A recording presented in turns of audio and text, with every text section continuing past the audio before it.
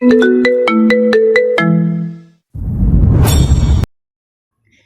বসে বসে এমন মচড়াচ্ছ কেন? পেটে ব্যথা করছে? চাইলে আমার ঘরের ওয়াশরুম ব্যবহার করতে পারো। সাথে সাথে কৌশিক স্থির হয়ে গেল, ছটফটানিও থেমে গেল। চেহারার রংটাও মুহূর্তেই বদলে ফেলল, বাপের মতোই মুখটা গম্ভীর করে ফেলল। এত দরদ দেখানোর দরকার নেই বাবা, করবে তো সে অপমানই। তো করবো না। নিজের কুটিল মাথার সাংঘাতিক মস্তিষ্ক যে কারণে খাটিয়েছিলে, সেই উদ্দেশ্য তো এখন সফল হয়েছে। তাহলে না, এখন হয়নি। সবে তো দুবার বিয়ে করলাম, আরও দুবার করা বাকি আছে। জামাল সাহেব ভরকালেন, চোখ পাকে তাকালেন ছেলের দিকে, দাঁত খুঁটে বললেন, এই এই আরো দুবার মানে? এত প্রশ্নের উত্তর দিতে ভালো লাগছে না বাবা। চলো তবুও বলছি, ছেলেদের 4 বিয়ে করার সুন্নাত, 4-এর মধ্যে দুবার বিয়ে করলাম, আরও দুবার বাকি। তাই আবারও দুটো ভালো দিনক্ষণ দেখে তোমাদের মেয়েকে দুবার বিয়ে করে নেব। এতে করে হিসাবের খাতাটা ক্লোজ করে যাবে, যাতে ভবিষ্যতে তোমাদের মেয়ের প্রতারিত হওয়ার ভয় না থাকে। বোঝই তো, মেয়ে মানুষ, এই ভয় দিনরাত ফ্যাস ফ্যাস করে কান্না করে। তোমাদের মেয়ের কান্না আমার আবার সহ্য হয় না, বুকটা জ্বলে ওঠে। বলতে বলতে বুকে হাত রাখলো কৌশিক, হালকা জ্বলে জ্বলনির আভাস দিল। জামাল সাহেব হতভম্ব, কথা বলার ভাষা হারালেন, চোখ মুখ খিচে বিড়বিড় করলেন। একটা অসভ্য কোথাকার।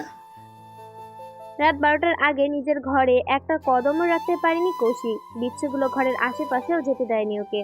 12টার পর কৌশিকের জন্য বদ্ধ দ্বার উন্মুক্ত করেছে, সেটা আবার মোটা অঙ্কের টাকার বিনিময়ে। অবশেষে সবশেষে ঝামেলা মিটিয়ে কৌশিক নিজের ঘরে জায়গা পেল। কৌশিক যখন ঘরে ঢুকলো তখন ঘড়িতে রাত 12:30 ছুঁই ছুঁই। লম্বা করে দম নেড়ে দরজা আটকে দিল কৌশিক। পূর্ণ দৃষ্টিতে তাকালো সামনে। তুবা জানালার পাশে দাঁড়িয়ে আছে, মুগ্ধ নয়নে তাকিয়ে আছে আকাশপানে। স্বচ্ছ আকাশে অসংখ্য তারার মেলা বইছে। সে কি চোখ ধাঁধানো মনোরম দৃশ্য! কৌশিক আলতো হাসলো, পায়ে পায়ে এগিয়ে গেল তুবার কাছে। পেছন থেকে নরম আলিঙ্গনে আবদ্ধ করলো তুবাকে। ঘাড়ে থুতনি রেখে চোখ বন্ধ করে শ্বাস টানল কৌশিক।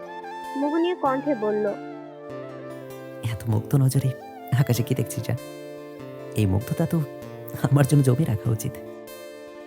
তুবা তৎক্ষণাৎ জবাব দিল না, খানিকটা চুপ করে রইল, সময় নিল। কিছুক্ষণ পর নীরব থেকে ধীর কণ্ঠে বলল, আজ আকাশটা খুব সুন্দর, তাই না কৌশিক ভাই? ভ্রু কুঁচকালো, ঘাট থেকে থুতনি তুলে সোজা হয়ে দাঁড়ালো, কিন্তু তুবাকে ছাড়লো না। পেছন থেকে আলিঙ্গন করে দাঁড়িয়েই ধমকে সুরে বলল, খবরদার, একদম ভাই বলে রাখবি না। 3-3-6 গোল বলে তোকে বিয়ে করেছি।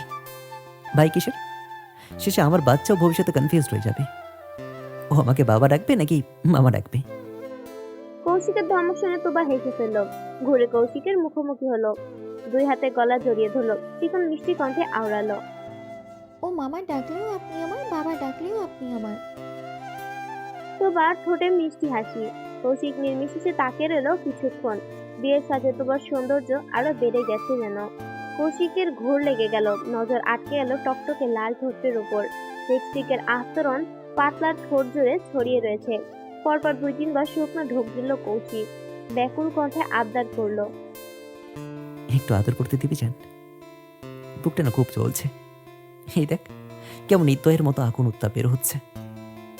কথা দিচ্ছি, বেশিক্ষণ সময় নেব না। তুবা বাধা দিল না, বরং আরো একটু এগিয়ে কৌশিকের সাথে মিশে দাঁড়ালো। এক হাতে কৌশিকের মাথার পেছনের দিকে চুল খামচে ধরে ওষ্ঠ এগিয়ে নিয়ে গেল। কৌশিকের ঠোঁটের কোণে প্রাপ্তির হাসি, এক গাঢ় চুম্বনে লিপ্ত হলো দুজন। কৌশিকের সরল ব্যাকুলতা দুমড়ে মুচড়ে বাইরে বেরিয়ে এলো, যেন 100 বছরের তৃষ্ণাত পথিক এক ফোঁটা পানির সন্ধান পেয়েছে। সে এক ফোঁটা পানিতে মরুভূমির ন্যায় খা খা করতে থাকা বুকের তৃষ্ণা মেটাতে ব্যস্ত। কৌশিক তুবাকে কোলে তুলে নিল, অতি সন্তর্পণে ফুলে সজ্জিত নরম বিছানায় শুয়ে দিল। তুবার হাতটা নিজের বুকের সাথে চেপে ধরল, কণ্ঠ খাদিনা নিয়ে বলল, পুরো একটা দিন তোকে দেখতে পাইনি জান।